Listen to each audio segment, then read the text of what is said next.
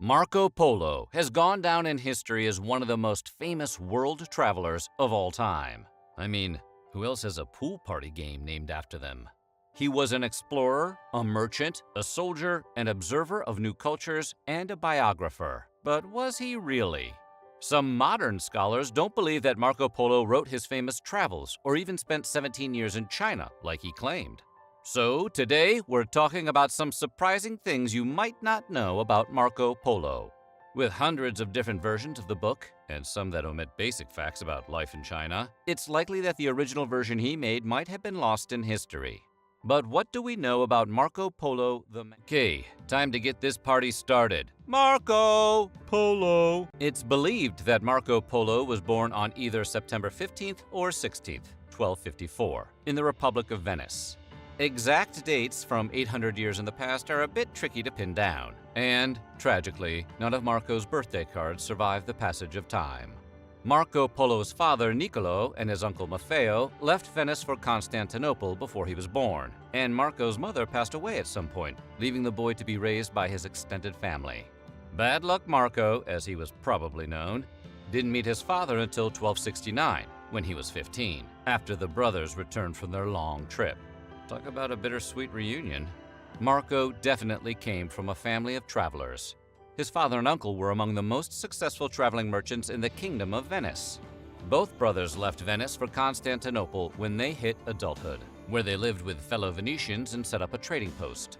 In 1259 or 1260, they left Constantinople just before it was sacked, pretty good timing there, and moved their business to a city in the Crimea. But they soon found out the Mongols were running the joint. So in 1269 or 1270, they came back to Venice with a request from Kublai Khan himself. During their time hanging out with the Mongols, the brothers apparently made quite an impression on Kublai Khan. Kublai asked them to return to Europe, carrying letters requesting that Kublai be sent 100 intelligent men acquainted with the 7 arts. They were also asked to bring back oil from the lamp burning at the Holy Sepulchre in Jerusalem and had gifts to present to Rome. The requests definitely took the Venetians by surprise. Kublai controlled the largest empire in the world, which had been trampling everything in its path for over a century. But Western Europe had been spared the worst of the Mongol wrath and knew little about the people, so the brothers' tales of Mongol wealth and power was exciting new information for Venetian Catholics. While the Polos were among the first Europeans to actually set foot in the Mongol Khanate, there had been other, less famous travelers to make the journey, like Giovanni da Pien del Carpine, also known as John of Plano Carpini. John was a Franciscan monk and papal legate who traveled to the court of Ogde Khan, starting in 1245, tasked with protesting the Mongol attack on Western Europe. After presenting the Khan with a protest letter, John was, in turn, given a letter to give to the Pope, demanding Europe's leaders present themselves for surrender. It was sort of like passing notes in class, except across an entire continent. After this very long and oddly peaceful back-and-forth relationship, John wrote a book of his travels and passed away in 1251, 20 years before Marco's journey.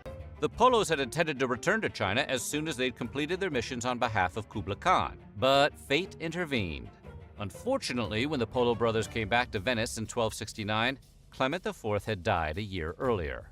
The Vatican was in the middle of a 3-year struggle to elect a new pope, one that dragged on so long the electors were put on rations of bread and water, and eventually put in a roofless room to encourage them to speed up on their selection process. The Polos waited for 2 years for the situation to be resolved, then finally decided to just go back to China in 1271, taking young Marco with them. Marco, his father, and his uncle first traveled from Venice to Israel, then to Turkey, then through the Iranian desert to Afghanistan. From there, they crossed the highlands of Central Asia, entered modern-day China, and finally made it to Xiangdu, where Kublai Khan held court. The journey took 3 years, through lands no European had ever seen. And because minivans with built-in DVD players had not yet been invented, young Marco got to see it all. Once they safely arrived in China, the Polo men gave Kublai the sacred oil and the letters from the Pope, completing history's longest Postmates delivery. Kublai was so pleased with the Polos that he actually gave them a full-time job, appointing them as administrative assistants of sorts, something he didn't trust his own Chinese subjects to do. So, for the next 17 years, the trio traveled around China carrying out a variety of tasks, though the exact details of what they did and where they did it are lost to history. All we know is that Kubla kept them booked and busy, but they were having a blast working for him. Marco, in particular, grew up to become a trusted envoy of the Khan and was sent off to far-flung Mongol outposts in places like southeast and southwest China, possibly going as far as Burma. He might have even governed a city in southern China for several years, though this is up for debate. It was around this time that Marco gathered the material he'd eventually use to write his famed book. The success of the Polo's work in China came with its own problems. They did their job so well that Kubla refused to let them leave. But in 1292, a Mongol princess was to be sent to Persia as a consort. Seeing their chance to escape, the Polos volunteered to serve as her escort. Kubla was nearly 80 by that point and finally let them go. Either he'd become more charitable in his old age or had simply gotten easier to trick. From southern China, the expedition reached Vietnam. After spending 5 months in Sumatra waiting out severe storms, they moved on to Sri Lanka, traveled down the coast of India, and finally made it to Persia. Yeah, it was a long trip. Sort of like if your teacher made you finish every game of Oregon Trail you started. And like all of us did in that game, the Polo expedition suffered extreme losses. Of the 600 people on the mission, only 18, including the 3 Polos, survived the journey. Should have brought more road snacks, I guess. The mission accomplished, they set out for Venice and were robbed of most of their riches as soon as they reached Turkey. Old bad luck Marco strikes again. Speaking of Marco's bad luck, after 24 years away, Marco, his father, and his uncle finally returned to Venice in 1295, where they had dramatic reunions with the rest of their family. See, the Polo men had been away for so long that everyone just assumed they had died years ago. Many of them couldn't even recognize the 3 explorers. Further complicating the reunion was the fact that the Polos had been away for so long that they had all but forgotten how to speak Italian and had to relearn the language to reconnect with their family. Sort of like your college friend who came back a week late from spring break and pretended he'd forgotten English. Polo men soon learned that while they had been away, Venice had been involved in a long, simmering conflict with nearby Genoa. A few years after they returned from their journey, war finally broke out. Marco decided the best way to relearn how to be Italian was to take the patriotic soldier route and joined up to fight the great rival of Venice, taking a catapult-armed ship out to battle. Unfortunately, he was taken captive and sent to prison in Genoa. We were not kidding about Marco's bad luck. While in prison, he struck up a friendship with a fellow prisoner named Rustichello, a writer of chivalric romances from Pisa. The encounter ended up changing his life. See, Marco told his decades of travel stories to Rustichello, who wrote them down for him in a combination French-Italian language. After a few years, Marco was set free and took the book with him. He originally called it Books of the Marvels of the World, but was published in Italian as Il Milion, which means the million.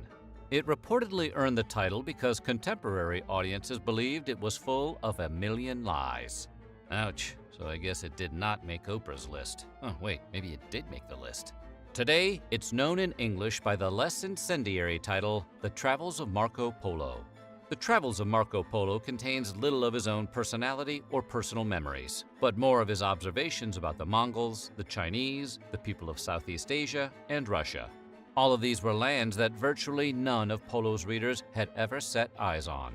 The combination of Polo's descriptions of exotic places and people and Rustichello's fantastical descriptions of the people and events Polo saw were entirely in keeping with the popular style of the time. As such, the book was a massive success, which is crazy considering that each copy had to be made by hand. Given that the book was unofficially titled The Million Lies, people have always wondered how accurate Polo's book really was. The scrutiny has only increased over the last few decades. In 1995, the head of the Chinese section at the British Library wrote a book called Did Marco Polo Go to China? The book makes several arguments suggesting all or part of Polo's account was invented out of whole cloth. For instance, The Travels of Marco Polo contains nothing about common Chinese traditions like chopsticks and foot binding, and gets major details about military actions wrong.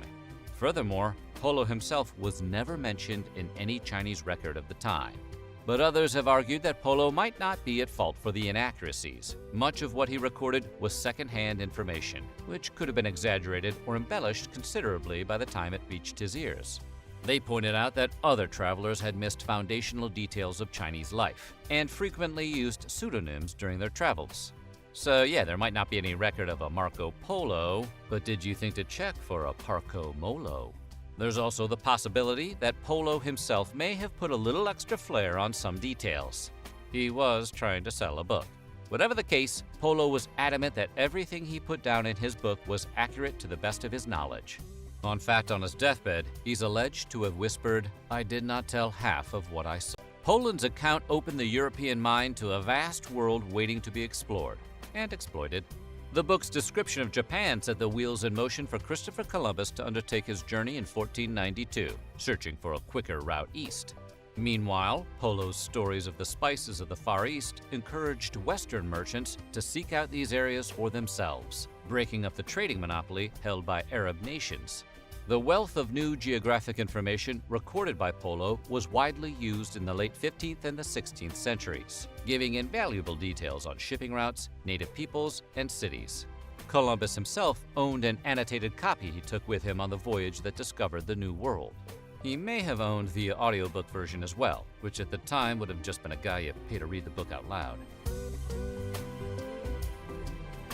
Lastly, let's use this time to put a long-standing urban legend to bed. Marco Polo did not bring spaghetti back to Italy from China. One of the many editions of the Travels includes a reference to Polo eating a macaroni-type noodle in China. This isn't surprising, as China's history includes references to noodles going back to the 2nd century. However, thin flour noodles had been eaten in Sicily since at least 1154, with other writings mentioning pasta variations in other Italian cities after that. So, not only did Marco Polo not introduce pasta to Italy from his travels in China, but Italians had been passing the pasta since way before Marco was even born.